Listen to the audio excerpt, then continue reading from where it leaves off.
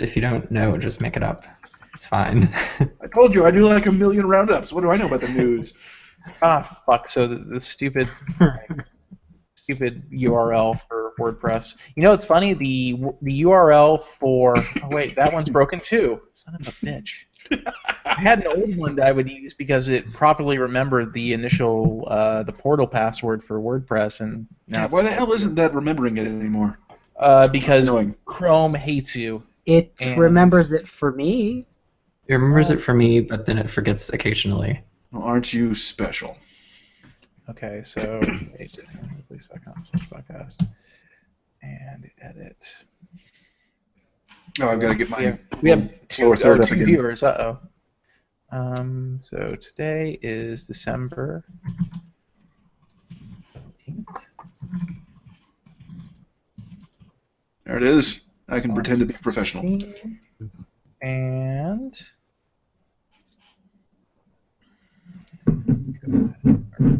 embed in there.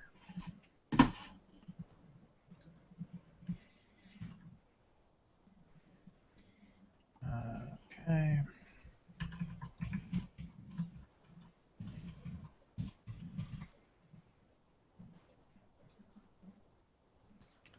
That's good. And then we want to update the post in sticky. Oh, and then I have to social it.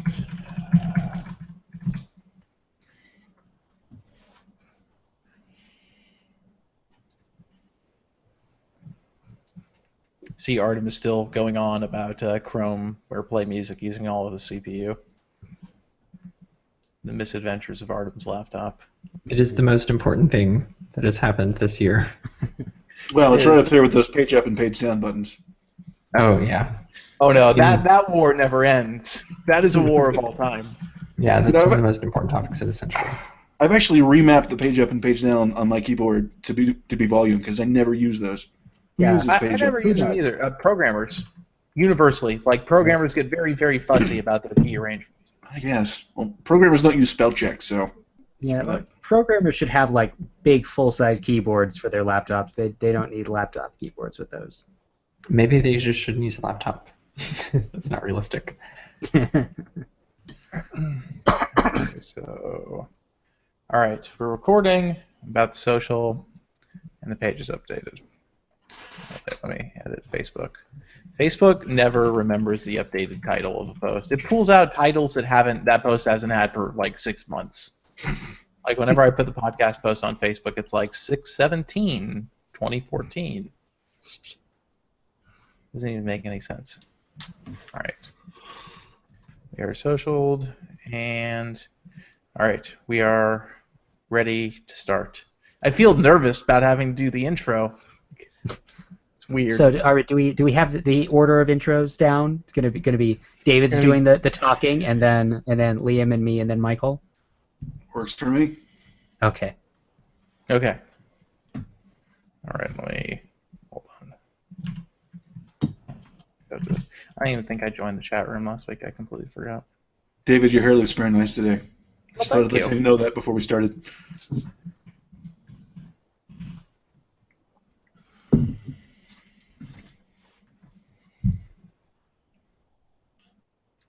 All right. In the chat room, had the spreadsheet. Okay. Welcome to the Android Police Podcast, your weekly audio source for all things Android. I'm your host, David Ruddock. I'm Liam Spratlin. I'm Ryan Whitwam. And I'm Michael Kreider. And Matt isn't here, so it's pretty weird over here not having Matt.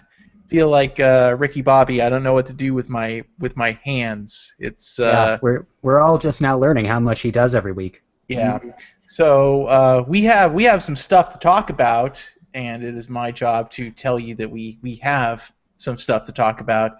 So the first piece of news this week, one of the more popular posts on the site, there's a rumor going around that Hangouts may actually lose its SMS and MMS capability. And wouldn't that just be fitting for Hangouts? That the app that everybody hates probably the most out of everything on their phone to just like ditch a feature like that. I don't even hate Hangouts. I just feel really sad about it. I'm not Yeah. angry, son. I'm just disappointed. You know, Yeah, if exactly. you know what I would like is if I could open Hangouts without seeing like a broken ongoing notification from the podcast Hangout a week ago every time. It always Yes. does that, and it's just like, you've been on this call for 113 hours. No, Google, I have not. You know, Um, and that makes me have such warm, fuzzy feelings about how Google feels about Hangouts on air and to general importance. Like, I could just be broken. It's All right, let's take a look at this. Where is this rumor coming from? What is the efficacy of this rumor? a source. a source that said things to Fandroid, Yeah. which has had some Hangouts stuff in the past that has been legit. So, I mean, I think it's kind of telling that everybody's just like, sure, I believe that because it's Hangouts. Yeah. It just It's seems true. so odd because a couple of years ago they were pushing so hard and everyone wanted to get their SMS and their MMS into Yeah, Hangouts. I mean, and you Everybody could remember, be nicely integrated and nah, we're not. and when they finally released it, it was so jacked up, and it took them like 8 or 9 months to make it not terrible. And like, it's still kind of buggy now. Like, I guess it works. I don't have daily problems sending like an SMS in Hangouts, but I mean, Hangouts in general is still just kind of sluggish and weird, and there's no tablet layout, which is it's annoying. kind of a jank pile. I mean, Yeah, it's it might just be never that- really works right. It might just be like, this is additional development overhead that they don't want to be putting into Hangouts when they have the Messenger app, which is actually pretty great as far as But- an SMS app goes. But wasn't I, the for point one, of actually- Hangouts? I actually like it because I still use Google Voice, believe it or don't. And if they take it out of Hangouts, then I'm going to have to use the even worse Google Voice app Well, to use text messages. the leak said that there will still be the sort of the data SMS for Fi and Google Voice in Hangouts. Right. It'll just be carrier SMS that will be unbundled. All right, well, I suppose Wasn't that's the point of Hangouts to kind of unify all of that though? So like ripping SMS and MMS out seems like Yeah, it's going that to was kind of that destroy was the product. that was the thing for a long time. It was supposed to be your SMS and your Google Voice and your Google online messaging thing all in one, and that was what we were all harping on for months, waiting for them to do it. It's going to Now- turn back into Google Talk essentially. That what would be great if they would just rename it Google Talk. That would be sweet. That's the package name, still Google Talk. Google Talk Classic. Yeah. It's true. That would be quite interesting. I mean, I don't know what Google's doing with it. Doesn't make any sense to me what they do with Hangouts anymore. It seems very haphazard. Yeah. You know what And would make for this?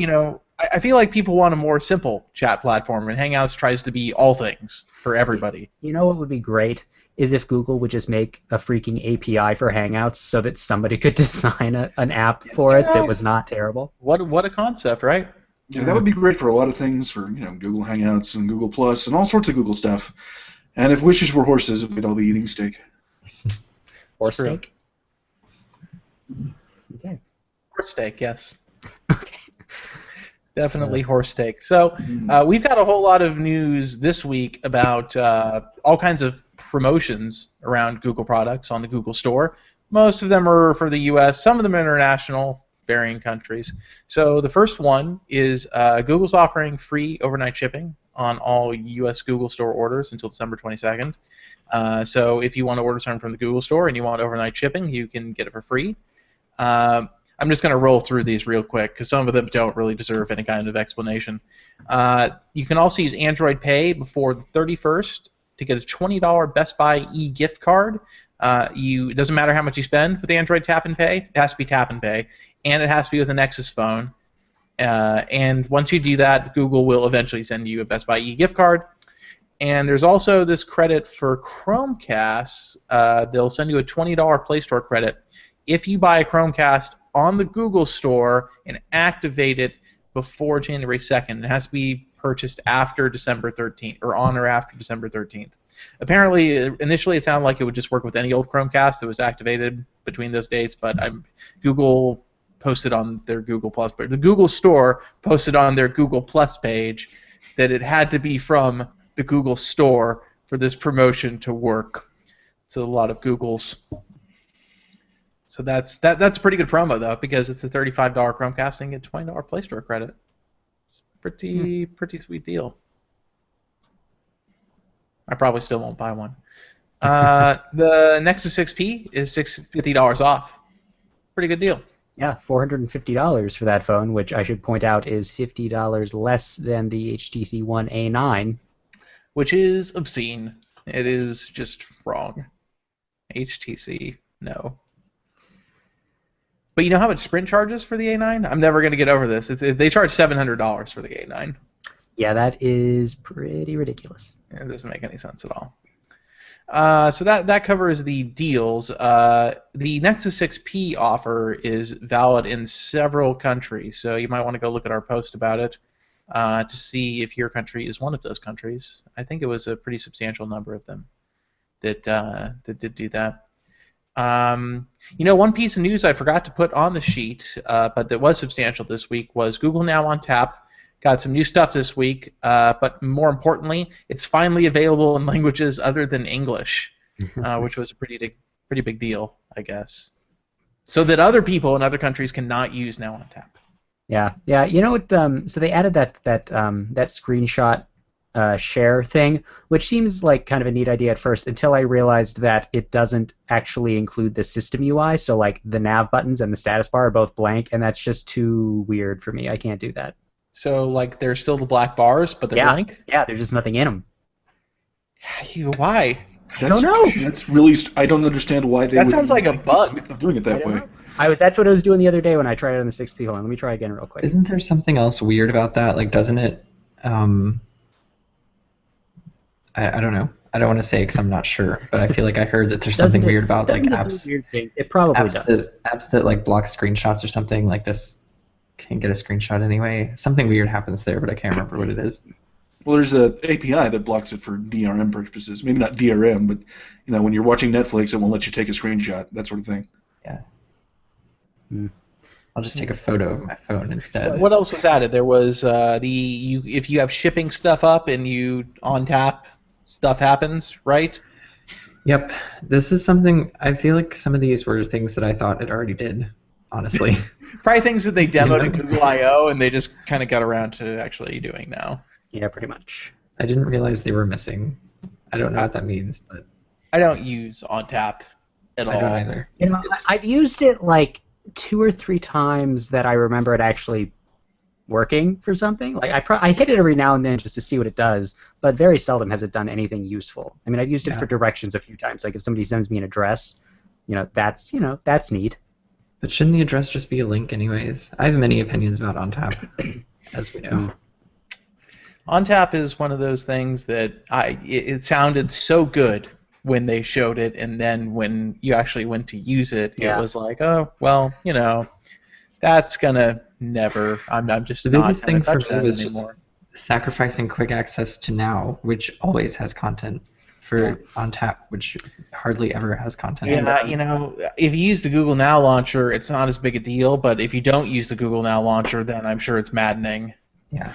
Yeah. Okay, and I have confirmed, yes, that so if you take a screenshot, it just the system nav stuff and the just gone. They're just empty. That's weird. Like, why, Google? Why does that need to happen to take a screenshot? Yeah, that looks like something's kind of broken or something. Yeah, I don't know. That's just weird. So this week there's also some couple of substantial Project Fi news items. The first one, and the bigger one, is that Project Fi now supports data-only devices, and that's pretty awesome because they don't charge any money for it. Remember that time? Well, they do charge money for it, just not like a month. Well, they don't charge any extra money. Like, it's just the normal money you would pay. Standard money applies. Remember when Google was like, hey, Project Fi supports tablets now? And then they were like, hey, here's a tablet that doesn't have LTE. Well, Liam, with a screen that size, you could consume a gargantuan amount of content, and I don't think that's advisable on a Project Fi pricing structure. So Google's doing you a favor. But so you have to be already using Project Fi for a phone line to do this, right? Because you have to like log into your Fi account and like order a special data-only SIM. Yeah. So and then there are differences in the SIMs. So a data-only SIM, you can put it in a phone, any T-Mobile compatible device. Actually, it could be a laptop that works on T-Mobile. It doesn't really matter. But the difference with the data-only SIMs is that they only work on the T-Mobile network. There's no smart network switching, and then the Wi-Fi assistant features don't work either. So it's Well, yeah, I know everybody's it's just kind of weeping Project that Fi. they don't get access to the Sprint network. Yeah. You know, I mean, that's but okay, terrible. but here's the thing: like, if they intend this for tablets, like, is there such a thing as a tablet that runs on Sprint and T-Mobile? Oh no, I don't think so. Aside from ones that would probably just have built-in GSM frequencies for T-Mobile, which T-Mobile has 3G coverage the size of your pinky. Yeah. You know, it wouldn't matter. So, yeah, it doesn't work with any Sprint devices. Is basically the real takeaway here. So you can't use Sprint devices with this new service. But I mean, it's still a good deal because literally every other carrier will charge Yeah. you a monthly fee to bring a damn tablet on. Yeah, and if you don't use your tablet on LTE like frequently, it's just totally not worth it. So, I mean, if you're a Fi user and you have an LTE device other than your phone, you might as well get one of these. Why not? Or it's even like if you're a Fi subscriber, if you want to buy a tablet at some point, it's a good reason to buy one with an LTE connection because it's like, well, you can use it, and it's just like you were using your phone. The other limitation, though, is you can't tether with devices on a data-only Fi SIM. So that is a significant and notable limitation. Speaking of Fi, I will say I was in China last week, and Fi worked. I saw you posted some of the LTEs from China. Yeah, I don't know what network I was on, and I don't believe it was actually LTE because it was not. Yeah, but it's an LTE connection, but you get 2G speeds. Isn't that the deal? I guess so, because that's what it felt like. But I had a connection, and that's what matters. It's better than nothing. That sounds like it's an extension of T-Mobile's international thing, where they'll give you free data, crappy data in all these different countries. Yeah, it probably is. Yeah, I assume that's how Fi is able to do it. Yeah, something like that. I mean, they have these. Usually, these agreements are like reciprocating agreements. Like data roaming is usually like a wholesale reciprocation between carriers in various countries. So I would bet that Google is just getting a benefit of using T-Mobile's network provisioning, like the roaming or something. Or maybe they're doing it on their own. I mean, I don't know. Google doesn't really discuss how they do it for business reasons. But like that's one of my major like anxieties when I land in a new country is if I pull out my phone and it doesn't work. It's like I need data now. And you get this like nice little message that's like, "Hey, welcome to China. Hope everything's great. Here's some data." I would like it very much if that was the actual wording of the message. That would be very cool. So the other piece of news with Project Fi was a little bit smaller, but people have been waiting for this if you are a Fi subscriber. Device protection, which is basically just the same as Nexus Protect, is now on Project Fi. The difference is it's not something you pay for in bulk. It is a monthly plan. It's $5 a month on top of your current Fi service fee. So that's more like what you do when you get a phone from a carrier. It's like you just pay monthly for the insurance. And it is a phone from a carrier, and they offer protection, so it's pretty much the same thing. Sort of. And I think it's cheaper than any other carrier's insurance option. Usually on like an expensive phone, it's like $8 or $9. Although, don't most of the carriers offer theft protection on their plans?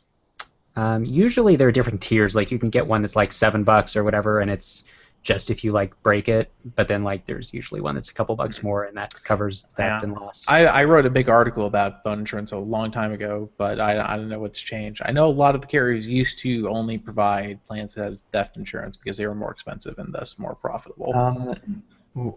So, dumb question, but like, why does it cost more to insure a phone against theft than against because water? People are much more likely to make fraudulent claims. Their phone was stolen, as in I left it in a cab and I'm way too lazy to go get it. And so then you have to file a police report and stuff for those theft claims. And oh, really? They try to make like a big deal out of it usually. Well, then why? If there's an extra step for you to verify it, then that moves the playing field. Because insurance companies don't want to pay anything. claims. ever. Yeah, pretty much. It's insurance. That's how insurance works. Yeah. Yeah. But that is now available on Project Fi. So all current Fi customers with Nexus 5Xs or 6Ps, or are 6s eligible too? I didn't see anything about the Nexus 6. I don't think they're still offering it with Google Fi, or are they? Okay. It says our update says all current Fi customers eligible, so I don't know. Maybe it is eligible. You would have to maybe read our post. No, it's all current Fi owners who bought the new Nexus phones. Okay. So they extended that 30-day period all the way back to the introduction of those two phones. Okay, so the Nexus 6 is not eligible. We do have confirmation on that. Thank you, Cody.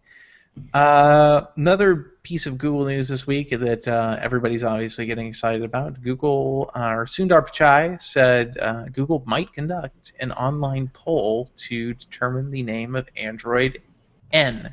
Okay, can I just say this doesn't sound like a real story at all? Like, Well, it's definitely a little bit of fluff. And I I'm think the guy it who wrote sounds like a joke. Like, yeah, just a very droll fellow, and he was making a joke, and people he thought, said it totally sounded like a joke. He was just like, oh yeah, maybe like since if we run an online poll and Indians vote in it, then they'll win. Haha. Like. Okay, so Sundar Pichai, he went to his home country. They probably would. Yeah, so there are a lot of Indians. As it turns He's out. speaking at the University of Delhi, and there's literally like 1,000 people there, just wanting to ask him questions, just wanting to hang with the dude. And so he gets this video question, and the guy says, "How come none of the dessert code names for Android are named after Indian desserts?" And he named off a bunch of them, but I had no idea what he was talking about. So Pichai just kind of laughs it off and talks, "Well, I'll ask my mom and see if she has any suggestions." And then he says, "Well, the next time we'll go home, and maybe we'll do an online poll. That would be really cool because all the Indians would win." And maybe they're going to do that, maybe they won't. But I mean, he's the CEO. If he really wanted to do it, he could. He could. And honestly, who cares what the name is? Like, it doesn't matter. If they want to run a poll, they can run a poll. It's not like it has some huge effect on their business if it's named after a dessert that nobody in the English-speaking world understands the name of. I agree with that. I just don't think that him saying They that could name is it Android N Narwhal, and that would have zero effect on Google's stock price. I don't think that his Well, it would statement be awesome. is any more an indicator that they're going to run a poll than anything else. But I will also say that if they didn't want to go with key lime pie because they were worried that people wouldn't know what it was, that maybe they won't go with an Indian dessert right away. I don't know, man. They got 1 billion people over there, so many potential customers. I imagine that they could get a measurable improvement in sales if they sold Android One devices with an Indian dessert name that I can't You think pronounce. so? Could be. Yeah, I think it would be a big PR boost for them. It could be because the Android One is struggling in most of the regions where it's launched.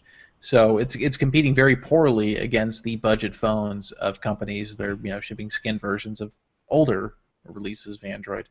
So that I honestly, and Google does want these emerging markets very badly. I'm If they wanted to almost make the tempted. job really interesting, they could just put a different name for it in every country. I'm almost tempted to make a bet here. Oh boy. A pie I'm not tempted to make any bet. Trust me. Now, all of our, we don't.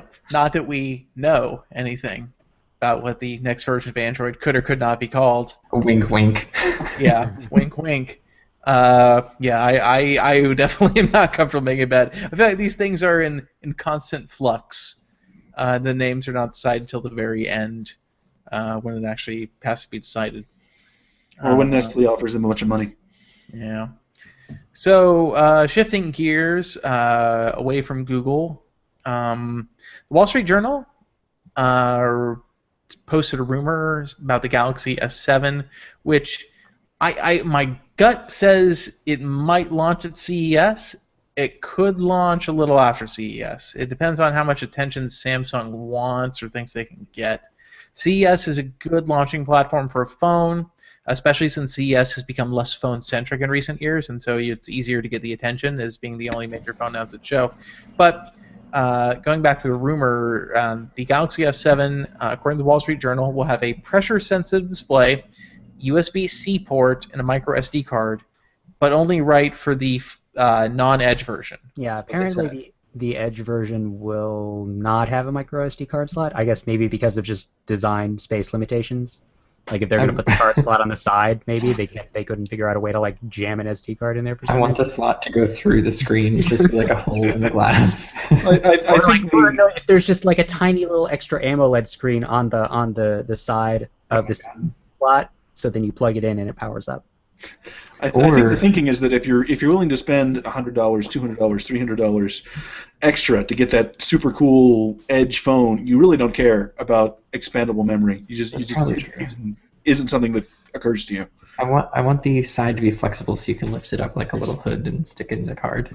But regarding the pressure sensitive display, of course, right? Of course it's going to. Yes, yeah. Samsung is definitely going to do that. I mean, they added the fingerprint reader, to match Apple before Android had full proper support for it. And I'm sure they'll add a force sensitive screen before Android has proper support for it.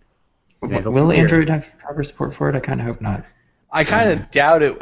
This feels like a gamble. I don't think Google's looking at a pressure-sensitive screen and going, well, this is clearly the next evolution of smartphone interaction. If a lot of OEMs start doing it, then Google might feel like it kind of has to introduce a proper API for this stuff so that there aren't 20 different versions of it. It's the next evolution of long press. Yeah, I don't really understand the point of this. It has been explained to me, but I just don't buy it.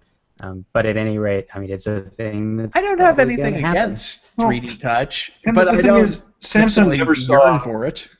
Samsung never saw a gimmicky feature that they wouldn't try on at least one generation of phones. That's true. And then they would kind of leave it there to languish in the background forever. Remember how was it the S5 that was semi-waterproof, and now that's not quite the case anymore? Is there such a term as feature rot? I feel like that's a good word. I don't know. Samsung does have a lot of feature rot. A lot of the S crap that they used to push, gestures and stuff. It's gone mostly. No, it's still there, but it's hidden deep in the bowels. Yeah, I mean, some of it is literally gone. I forget what it was called, the air control thing or whatever. Still there. No, not on the S6. It might be on the Note. Accessibility menu. What? No, I don't believe you. Go look. I'm pretty sure it's still there. Or is the eye blinky thing still there that pauses your video? And then I went to accessibility, and it's still there. Samsung hides a lot of things in very weird places as features start to die. In every setting. It gets pretty bad. So, and then the Type-C port makes sense. Obviously, we've been hearing a lot of phones next year are going to have Type-C ports. I would assume it's USB 2.0. I've looked at another manufacturer's plans for next year, and they don't plan to introduce, I probably shouldn't be saying this, USB 3.0 Type-C until 2017. So it seems like USB 3.0 Type-C could be a ways away yet for most phones.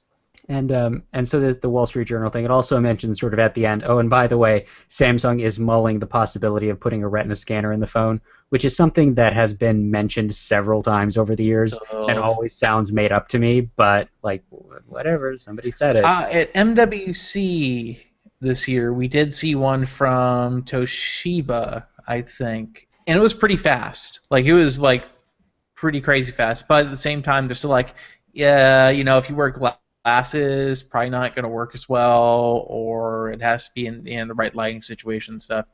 So I don't think that technology is mature enough yet. I think it's 99% a gimmick. I just want the fingerprint reading through glass so that we don't have to make stupid design compromises to put fingerprint sensors in the thing is, everybody so good point of confusion to clear up is the thing Qualcomm demoed. Was that this year or last year? I think it was this year at MWC. Does not work on screen. It has to be outside the screen area because the hardware to do it, there has to be physical hardware to support this ultrasonic detection. So it can't happen on the display itself for various reasons. So eventually, I'm guessing we'll get there, but I don't think anybody's got the technology in an actual in the wild kind of example yet. Even There's no so, implementation.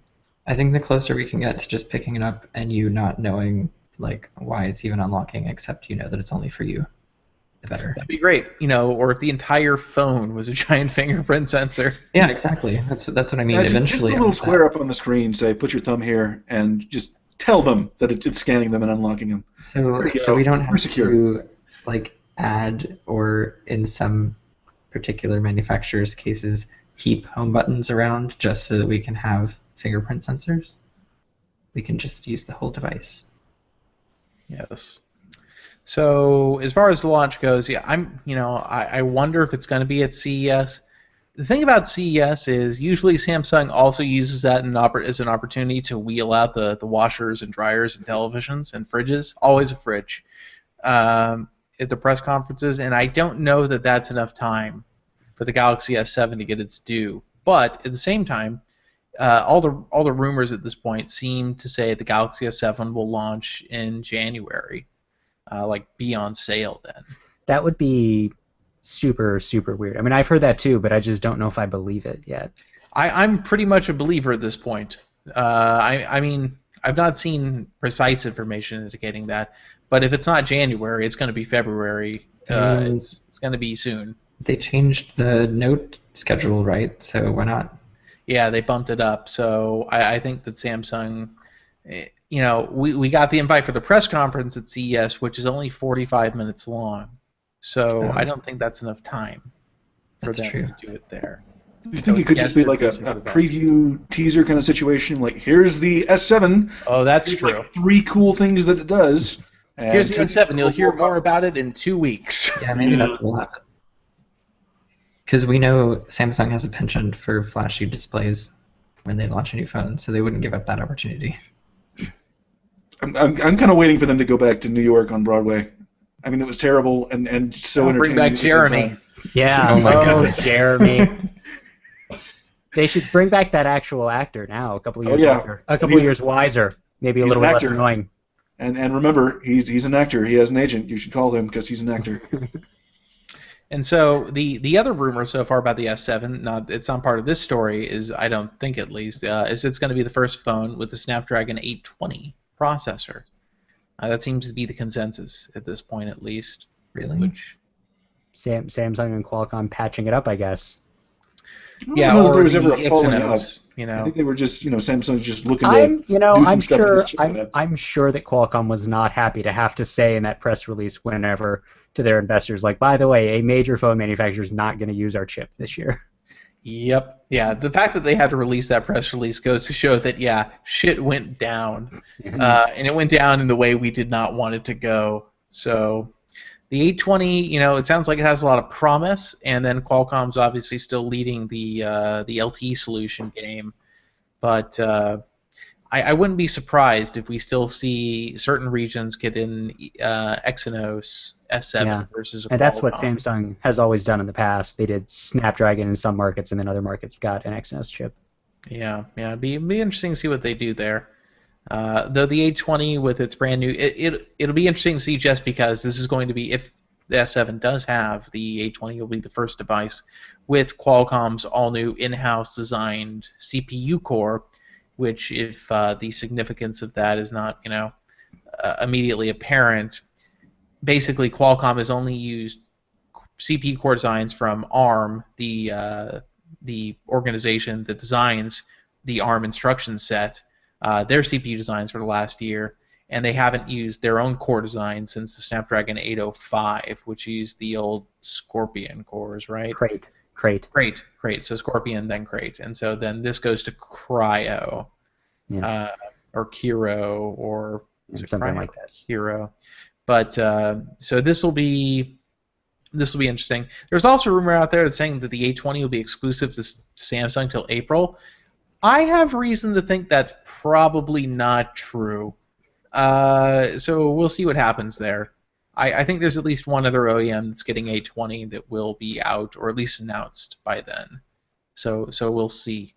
The issue with the 820 is, because it's a 14 nanometer process, is fabrication capacity. So how many foundries can make 820s? It's not a super huge number right now, and so there may be a limited amount of supply that is available.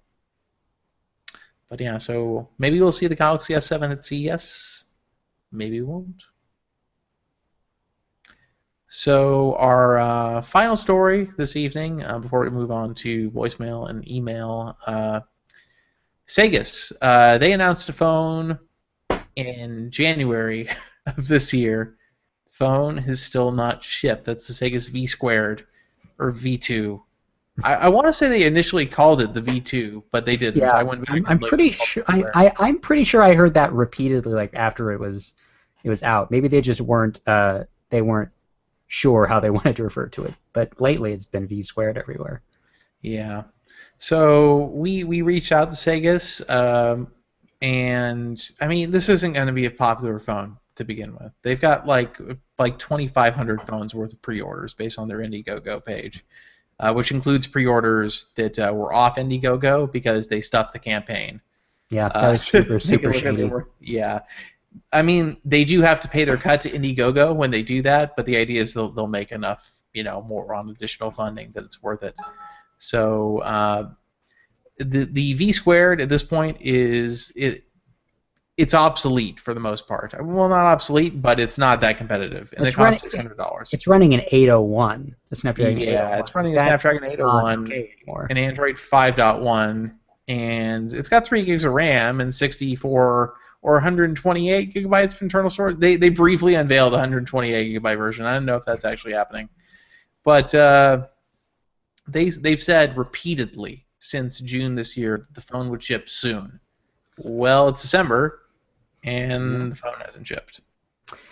Yeah, I mean, this thing, I'm sure at some point they'll ship something, and they will ship however many units they still have orders for, and that's going to be it ever, because this isn't the sort of device that you're going to sell long term. It's already so far behind the curve. Nobody who has a choice will pay anywhere close to the $600 asking price for this, and it's just not going to be economical for them to produce more of this like very narrow appeal phone to sell for anything less than that. Yeah, it doesn't seem likely at all. And so I actually reached out to Segas when we published this post, and their response, well, I reached out to their PR firm. Their response was, well, talk to us at CES, and we'll discuss the challenges of integrating the advanced high-end technologies and features of the V squared. And what are they even claiming as like an advanced high-end like special feature? Like I've heard they have some sort of a wireless HDMI thing, but like who cares? Like yeah, I don't even. That could just be like MirrorLink or something. Yeah, who knows? Yeah, there's no reason for them to do that. It's they're very not specific about that. And then the other things they have, apparently, they have a 13 megapixel front-facing camera with optical image stabilization. Oh, okay. Again, like who cares? Yeah, and then they have apparently a waterproof. They're doing that. At CES years ago, they demoed it, the waterproof coating on the circuit board, to make it IP rated internally, so it doesn't have to use port covers, I guess. But a lot of phones are water resistant and don't have port covers. So I'm wondering something. Do they? I assume they already have certification for Google services. Yes. Is it possible that? I don't know. Okay. Who knows? But if they do, are they going to delay themselves out of compatibility? Like, is that possible? I don't think so, because I think certification is when you submit the hardware and pass CTS. But then, like, after so long, you're technically no longer compliant, but they don't take it back. I don't think they take it back. I think it's based on the date you pass compliance. I don't think that. We've seen phones from like LG and Samsung launch with year and a half old software, so I really doubt that's the issue. Yeah, I don't think that even if it was, that Google would really be too upset about the 2,000 phones with like slightly old software slipping out into the ecosystem. It's not going to hurt. It's not going to fragment Android all by itself. I just think it's funny that they could delay themselves out of compatibility. That would be great if they had to. It would be. I generally think so. What they've said is that the most recent communications are like, basically the most recent reason they gave was on November 10th or something. Well, we need FCC and something else certifications, and those should be done shortly. And that was over a month ago. And then they were like, look at our office building with our name on it. Oh yeah. Aren't we cool? Yeah, it reeks of like they don't understand. It's just tone deaf. And then the email we got back from them was basically like, no, we're shifting the conversation back to it's hard to make a phone Like, again. everybody knows it's hard to make a phone, but I mean, look, people should have known better than to give this company money, let's be honest. But I mean, people don't care how hard it is to make your phone. They care that they gave you $600 and they want their damn phone. Yeah, I don't think people are gonna. Well, some people will get a phone. The other thing that they're doing that's kind of shitty is they're not responding to most requests for refunds. It seems like anymore. So, and I mean, if the phone's going to ship imminently in a couple weeks, I could understand that. But if it's not going to ship for another 3 months, no, you need to be giving people their money back. Yeah, I mean, even if they ship this phone, like, I don't know what this company could possibly do after this, because they're not going to make enough money from this to design a new phone, because presumably they're using all of the money they took in to build the phones, and they don't have enough trust left to do another crowdfunding campaign. Like, I think this is it. They're going to ship this phone and then quietly die a few months later.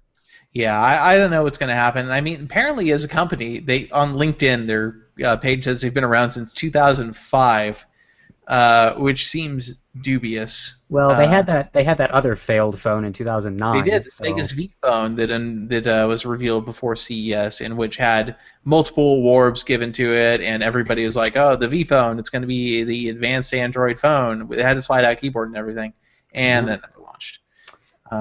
Yeah. So I don't know what's going on with them. Yeah, we're gonna set up a meeting with them at CES. I think they're gonna be happy with us after we posted what we yeah, did today. I'm pretty sure that you're going to get punched out. Yeah. So I'm guessing that we're gonna get just a little more, just on our already heaping bowl of BS. We're just gonna get a little more BS sprinkled on top, and that'll be the extent of the information we're given. So we'll talk to them. We'll see what's happening and see what happens. So I think that about wraps up the news for this week, which was admittedly pretty light on things. And we'll move on to our first voicemail here from Matt, who, as usual, is back with. He's actually got 2 questions this week, so thank you, Matt, for supplying us with content. Hello, gentlemen. This is Matt with his endless list of questions. Looking back on 2015, are there any reviews or recommendations that you're having second thoughts on and that you sort of wish went differently? And also, why would that be? For example, until recently, we thought that Moto E was going to have marshmallow. Oh, no, not going to have marshmallow. Well, maybe in some places have marshmallow. Take care and happy holidays. This is a really good question.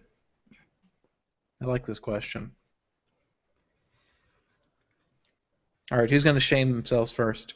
You first. You're the one who likes it so much. I would not recommend the G4. Just can't. Really? It's too damn slow. Really? I still like my G4. I don't think it's slow. I don't know if I would call it a fast phone.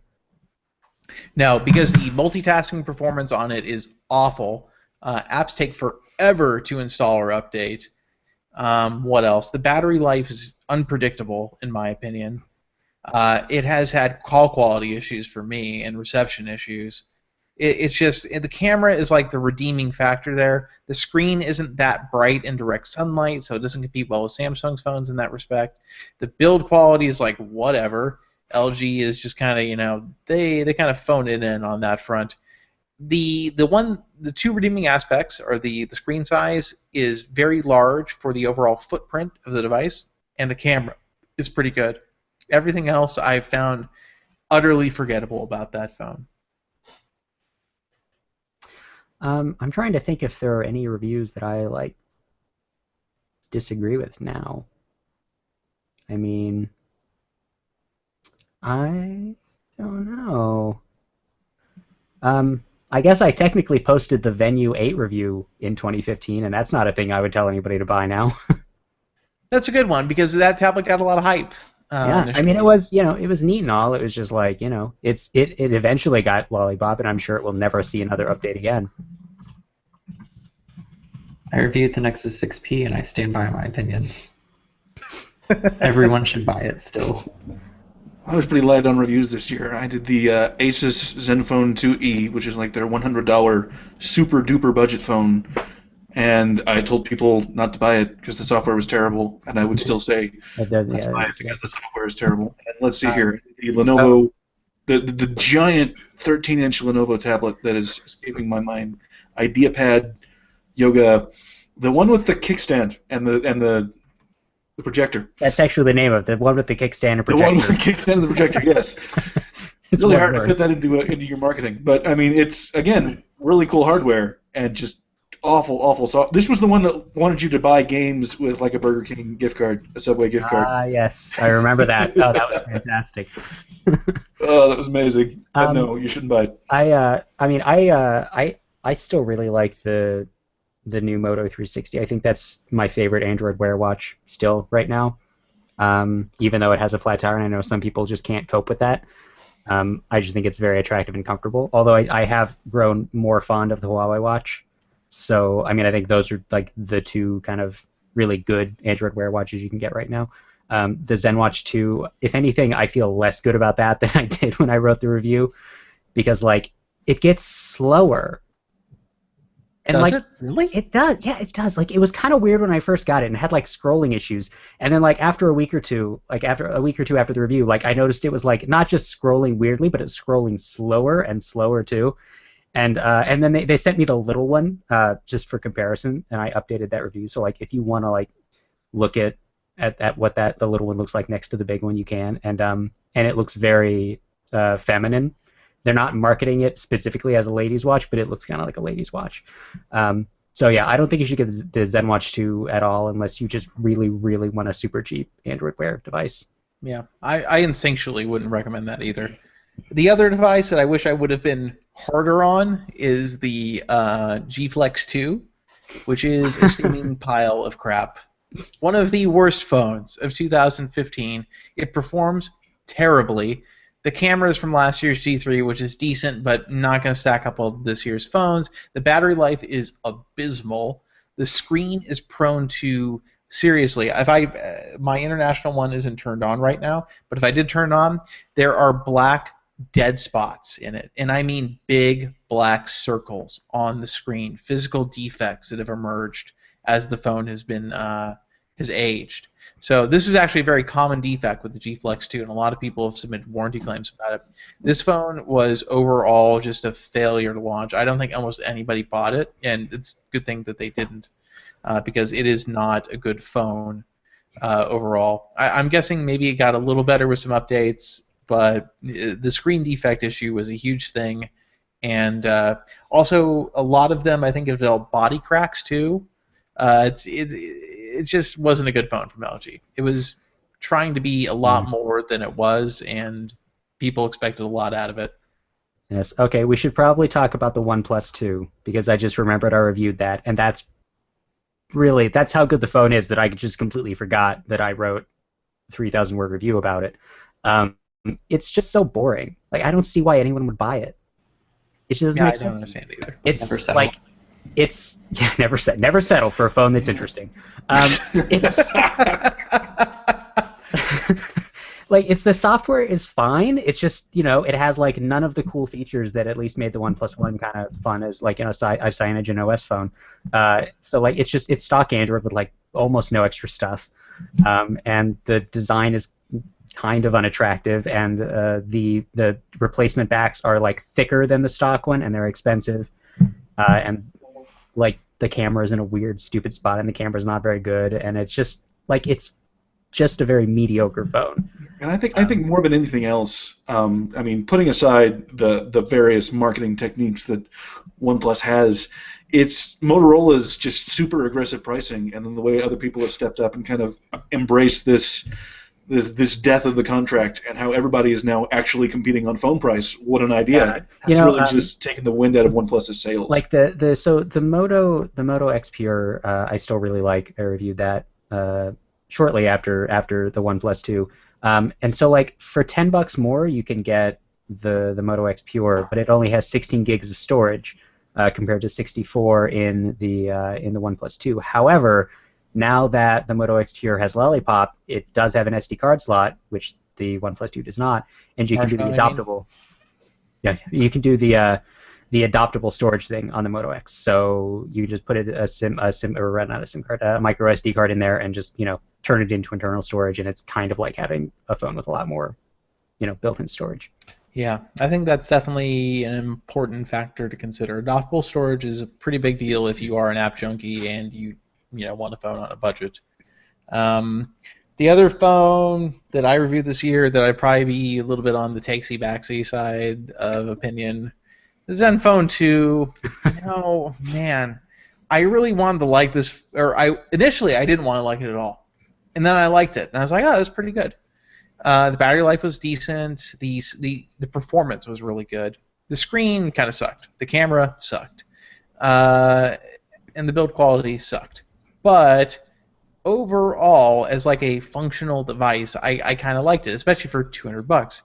And then they started putting all these push ad bloatware things on it, and that to me, you know what? I would have to take back my recommendation on it completely.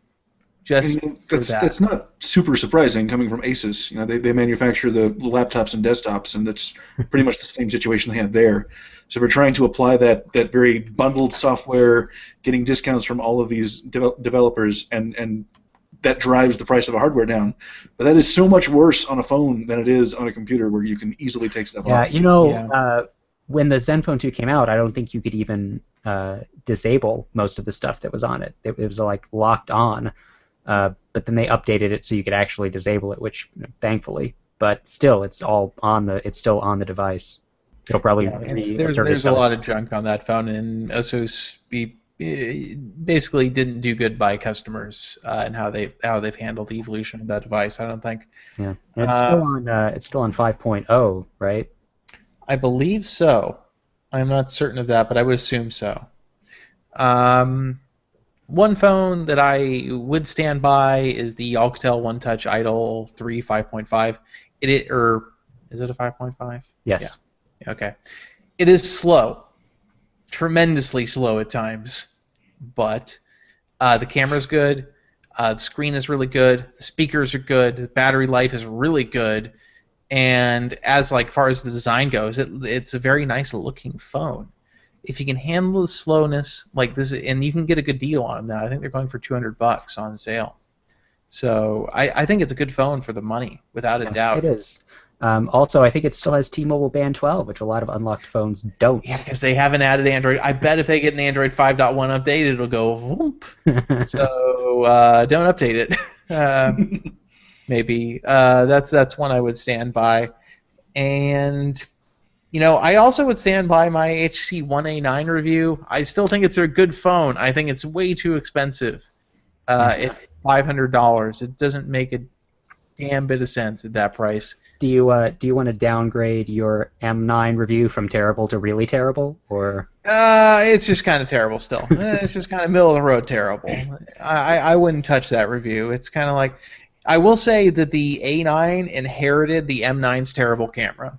Like everything they said, it's got the M9 Plus's great camera, and it's like, it's a piece of shit. HTC is like, no, look, it's got manual mode. That makes it good, right? No, it's so bad. It is. It's so terrible. Bad. That's the one. I've been using the A9 as my daily driver since I reviewed it. So I've been using it this entire time because it gets better reception than the Nexus 6 on AT&T bands in my area, and I still like it. It is slow sometimes. But it's nice, and it has a nice premium feel. The screen is the right size. The screen is really good. It's most of the time reasonably quick. The mobile data, the reception is really good on it. And overall, there's nothing to really strongly dislike about it. It's just a pretty good phone. Yeah, I mean that's kind of the way I feel about it. It's like it's a good phone, but man, if I had to pay money for it, there's no way. Oh no way. It's way too much. $500 for that phone is just not. Yeah, for $400, it was acceptable. Yeah. But I would say fairly priced, it would be like $350. But I doubt HTC would make any money on it at that point, Yeah. considering what they are charging for it. So I would definitely, I would recommend it if you can get a really good deal on it. And I would bet that cheap used A9s are going to be popping up pretty often here soon. So that's also the BlackBerry. I still give it a meh, pretty meh. Yeah, I still really like the Galaxy S6. I mean, I still use it sometimes, even though there are like 20 newer phones out that I have written about. It's just like I know that there are problems with it. Like that sort of, it always happens. Like after a phone comes out and is really popular, people find a bunch of different things wrong with it. But it's still a phone that I recommend to like regular people because it has a really good screen and a really, really good camera, and it usually is very fast. See, if I had to pick on the Samsung side, I would say the S6 Edge Plus. That would be my favorite. I like that too. It's just, it's a pretty big phone. I think a lot of people.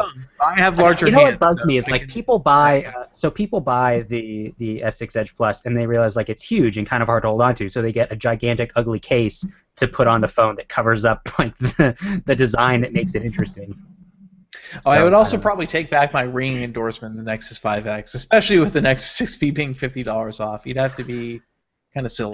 So wait, what are the prices right now for like the? So it's $450 versus It's $299 for the 16 gig, is it, or is it? No, $399. Right? Hold on. Let's look at the Google Store real quick. Let's compare. Let's price some phones that we should already know about. Or is it? $329. $329. Okay, $329. So $329 versus and then so it'd be $380 versus $450 for 32 gigs of both versions. Yeah. Is a 16 gig Nexus 5X? I don't want that. Who wants that? I don't know. Maybe some people do. I don't know. I mean, I think the 6P is undeniably a better phone. Like it is the best Android phone right now. If you can deal with a 5.7-inch phone, that's just the one you should get. And I would like a blue ice Nexus 6P. Yeah. With the polycarbonate texture of the 5X. I don't. I would like things that are never going to happen, basically. No, but I mean the 5X is still a fine phone. I have no objection to it. Like its selling point is that it is a Nexus phone that is small. Yeah, I just don't think they. I don't know that it's going to age well, especially in terms of the battery life, which seems to be not so hot. But apparently there are differing opinions about that. So let's move on to our second voicemail, also from Matt. Hello, gentlemen. This is Matt with his unending list of questions. Which manufacturers do you believe have the best warranty support and replacement support as well? I had a Moto X for a little while, and after a series of difficult calls with support and problematic replacement devices, I'm thinking of maybe moving to another device, another manufacturer, and was wondering what your thoughts were. Thank you very much, and happy holidays.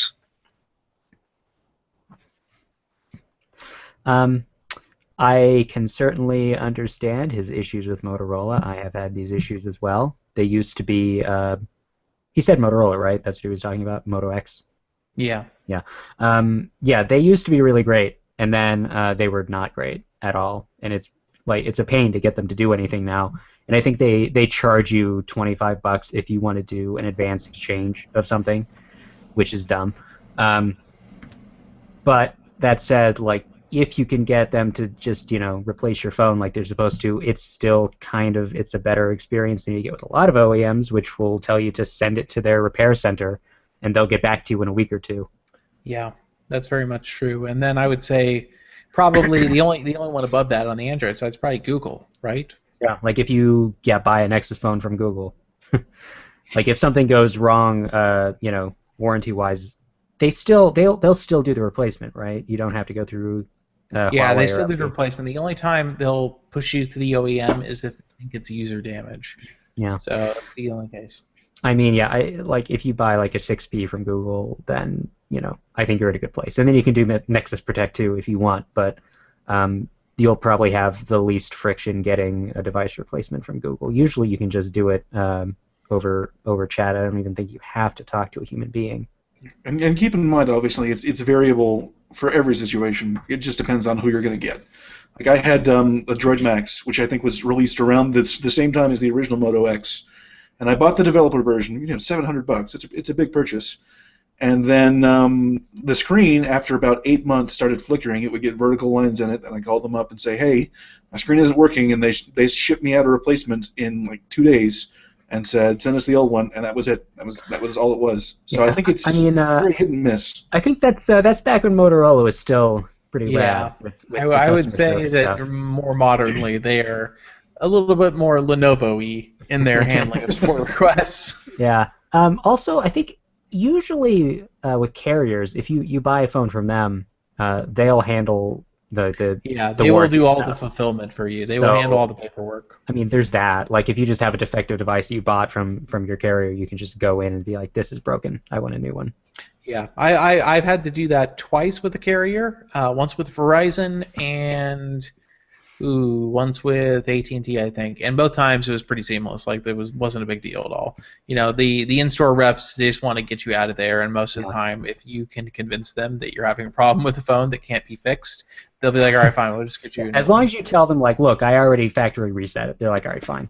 Yeah, That's all. yeah, I got. pretty much. So carriers, at least in America, I don't know about outside America, but in America, carriers, if you buy your phone from a carrier, the carrier is where you want to go. Also, a lot of times, a manufacturer will not want to work with you if you buy your phone from a carrier because they'll send you there because it's just the way things happen. Most people go to the carrier though. Anyway, if you buy a phone in America, Yeah, I from mean, a service provider. people consider that like the retailer of the phone. So like Yeah.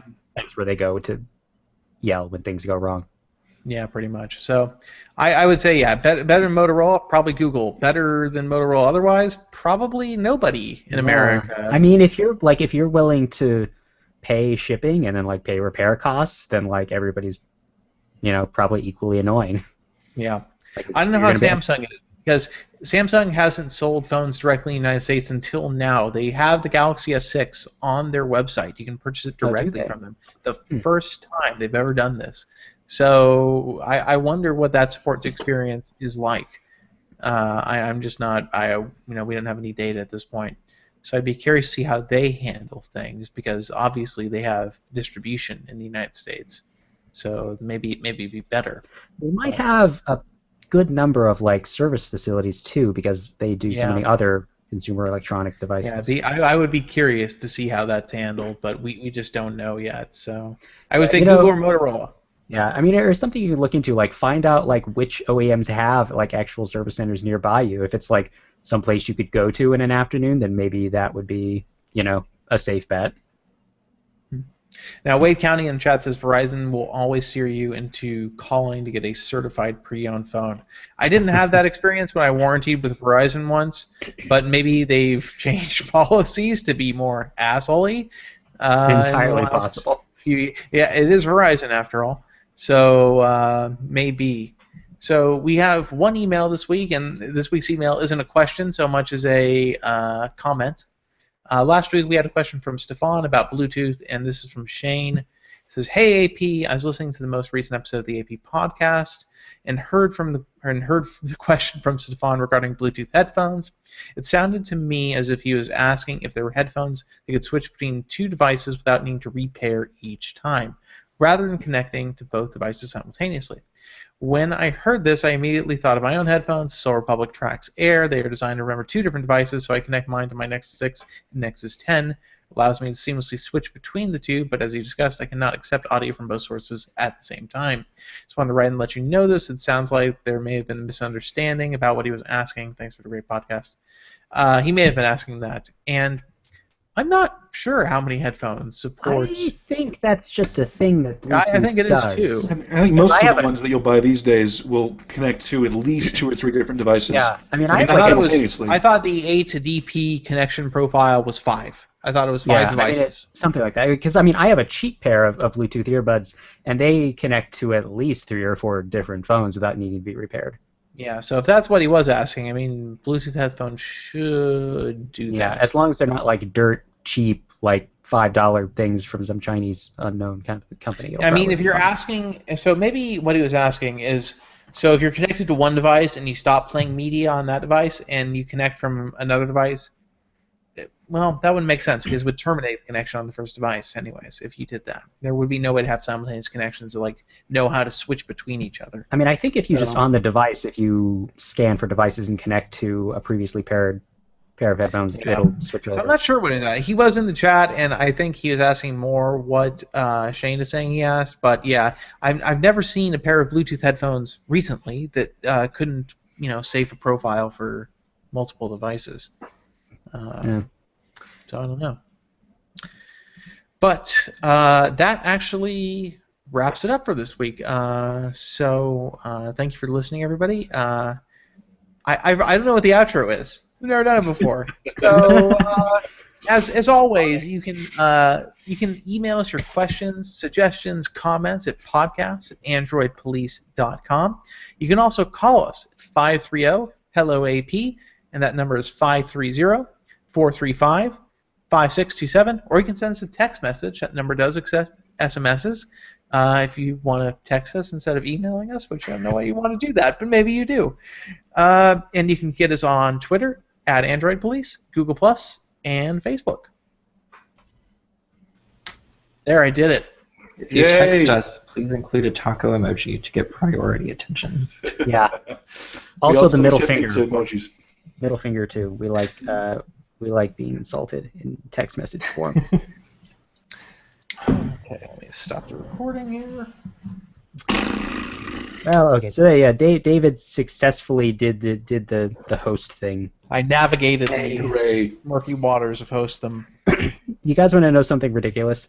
So I've been using the Z5 Premium, and the camera is just absolute shit. I'm sure it is. It is terrible shocking. with It's this. it's noticeably worse than the Z5 Compact was. I don't know what the hell Sony has done to the software, but like it is just bad. And like whatever that DxOMark site, they were like, it's the best camera on an Android phone. No, it's not. How could you even think that? I don't I get it. remember about a year ago they were talking about how something in the Sony software tripped something if you unlocked the bootloader and made the camera terrible. Yeah, I'm pretty sure this isn't unlocked, but that was if you unlock the bootloader, like their copyrighted special stuff went away because they didn't want anyone to see it. But But it's not as terrible as the fake iPhone camera. Wow. Nothing that terrible. Oh, we didn't talk about the fake iPhone at all. Is didn't. it powered on? Is it Well, look, functional? Liam it's Liam needs more time to test the fake iPhone so that he can fully document the. I'm like Are you going to post a review? Because that'll be entertaining. I Sure. wanted to, but Artem kind of like wasn't interested, so. Oh, come on. Okay, that would be Oh, so much come fun. on! You should do it. You should totally Sometimes- do a review of a fake sometimes iPhone. Artem I would. makes So many decisions. people would read that. It is like Yes. a hit factory waiting to happen. The title alone will SEO up the wazoo. You've got to do it. That seems like You a must do perfect this. thing. Perfect thing to post on like Christmas Day or New Year's Day when nobody's I gonna be will. reading it anyway. I will Well- bypass Artem's authority to publish this post. The thing is, I wanted to do. I'll put my job on the line I to have get no the fake authority, iPhone but review I on will Android back this release. decision. I will, wanted to do a video review, and he was like, "No, that's stupid." Like, people ask for video reviews all the time, so I'm like, this would be a great video review, right? It really would. The podcast app is an old janky version of YouTube. So, like, is everything skinned to look like crappy iOS? Or? Oh yes, it is. But except we have like, in a lot of apps there are like hollow toolbars. Some apps are just Google apps. Like Podcasts is some old YouTube version. The Apple Watch app is just a blank activity. There's nothing. So, Work in let's see. progress. Health is some like really weird health app, like some What the hell? Gentleman, gentlewoman. yes, gentleman and lady, and you can Gentleman. choose. your height and weight and stuff. What else? The App Store is a thing, but it's like fake and makes me nervous. Weather is Go Weather, so like Go that's Weather. That's a real app. Wait, like the Go people that make like Go everything terrible. Yeah. Calendar is just AOSP calendar with red colors because that's what the colors are on iOS.